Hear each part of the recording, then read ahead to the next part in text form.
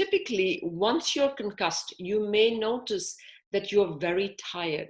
You may notice that you're sleepy during the day. You want to take naps. You feel fatigued, excessively sleepy. That actually is a protective mechanism. That is actually good, because what happens is it's while you're asleep that healing and restoration tends to happen. So you want to allow yourself enough sleep. You want to allow the fact that you get well rested. Your brain is resting, because that's where recovery from the concussion is actually happening.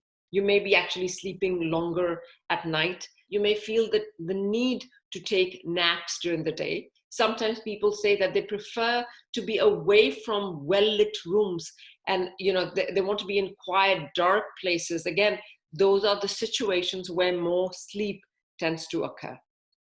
So that's number one.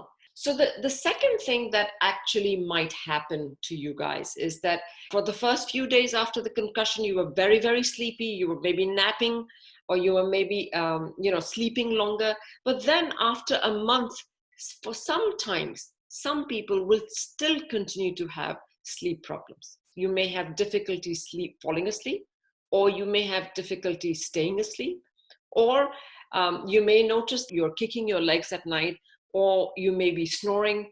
And the other thing that might happen is that there may be a change in the timing of your sleep. So you may be sleeping longer during the day and not sleeping at night.